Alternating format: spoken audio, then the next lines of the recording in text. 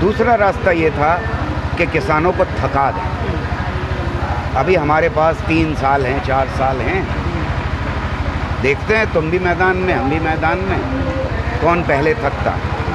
और इसी का ही एक हिस्सा होता है हमेशा सरकारों में कि वो लड़वाने की कोशिश करें, थकाने के साथ साथ आपस में लड़ाई करवाने, विभाजन करने की कोशिश। और ये जो अंग्रेज़ों की औलादें हैं, ये वही विभाजन की राजनीति जानते हैं, उन्होंने कोशिश करी।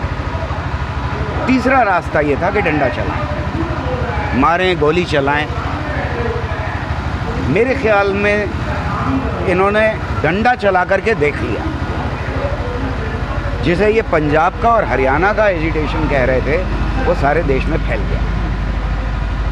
तो डंडा चलाना अब ऑप्शन नहीं बचा है इनके पास। चला सकते हैं, फैशिस्ट हैं, लेकिन मेरा मानना यह है कि नहीं चला पाएंगे। दूसरा रास्ते पे अभी ये टिके हुए हैं, थका दो, देखते हैं कब तक बैठेंगे। किसान की हिस्ट्री इस दुनिया में 10,000 साल की है। पूंजीपति कल आए हैं, किसान जानता है कि इंतज़ार कैसे किया जाता है। ये अगर इंतज़ार कर रहे हैं किसान के हटने का, तो किसान भी इंतज़ार कर रहा है कि ये कब बोरिया बिस्तरा समेट के जाएंगे। मेरा मानना यह है कि किसान की जीत होगी। सर, बंगाल में भी अब किसान नेता पहुंच गए हैं और कह रहे हैं कि भाजपा को हराएंगे। तो लोग ये कह रहे हैं कि अब ये किसान जो है विपक्ष पार्टियां की भाषा बोलने लगे हैं। अब इसका मतलब फ़ायदा पहुंचाने के लिए विपक्षों को, या फिर सियासत करने लगे हैं। अब ये मेरी समझ में नहीं आ रहा कि कितनी जहालत का सवाल है ये। लगातार बहुत सारे वरिष्ठ जो पत्रकार हैं वो भी ये सवाल पूछ रहे हैं, वरिष्ठ पत्रकार पूछ रहे हैं। ये इतनी ज़्यादा जहालत भरा सवाल है कि मेरी समझ से बाहर है कि ये सवाल कोई कैसे पूछ सकता है।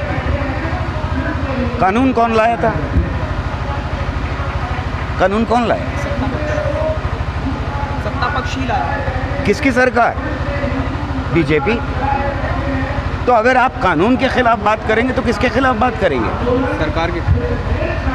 उसको आप कह रहे हैं पॉलिटिक्स है। मुझे तो इसमें भी परेशानी नहीं है कि सारे किसान नेता जो हैं वो जाएं और अगली बार इलेक्शन लड़ें। क्यों नहीं लड़ें? उनका हक है। ये क्या बकवास होती है? देश में पॉलिटिक्स नहीं करेंगे आप तो क्या करेंगे भाई?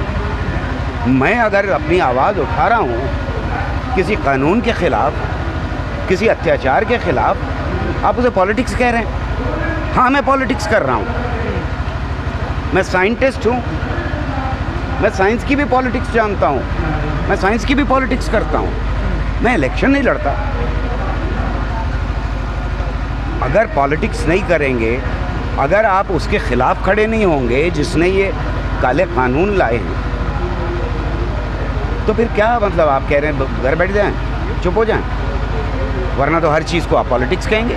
प्रधानमंत्री के ख़िलाफ़ मत बोलो, क्योंकि वो देश के प्रधानमंत्री। अरे लोकतंत्र में प्रधानमंत्री के ख़िलाफ़ तुम चीख चीख के बोल रहे थे कल तक, जब से आके बैठे आरएसएस के प्रधानमंत्री, तो तुमने कहना शुरू कर दिया कि प्रधानमंत्री देश के प्रधानमंत्री। इससे पहले के सारे देश के नहीं थे, कहीं और के थे, पाकिस्तान के थे। और अगर आज आवाज़ नहीं उठाएगा किसान इस सत्ता के खिलाफ, इस पार्टी के खिलाफ, तो किस तरह से वो सबक देगा दूसरे पार्टीज़ को कि क्या नहीं करना है? कल को अगर तुम गद्दी पर आओ तो किसानों के साथ ये नहीं कर सकते। ये सबक दे रहा है किसान सारी पार्टीज़ को, वो हरा के ही तो देगा।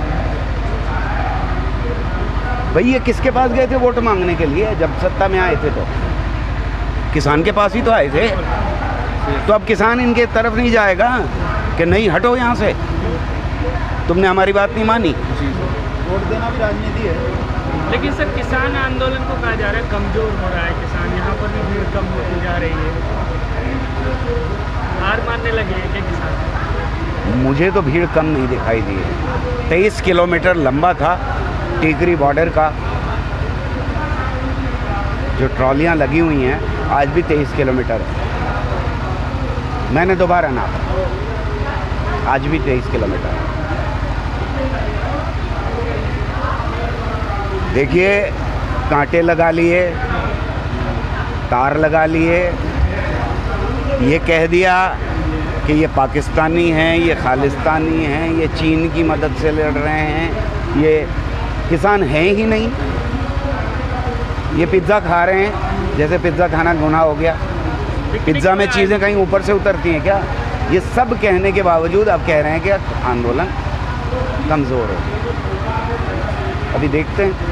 सर, बंगाल चुनाव की अगर बात करें तो मिथुन चक्रवर्ती जो लंबे समय तक टीएमसी में रहे थे, लेफ्टिस्ट पार्टियों में रहे थे, अब भाजपा में आए और कह रहे हैं कि मैं सांप नहीं हूँ, मैं कोबरा हूँ, डस लूँगा।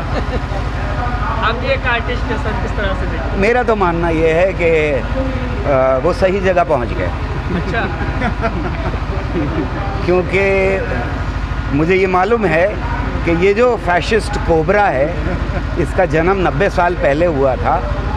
मिथुन को थोड़ा इनको अपने साथियों को ढूंढने में देर लगी। ये कोबरा 70 साल से इस देश के अंदर मौजूद था।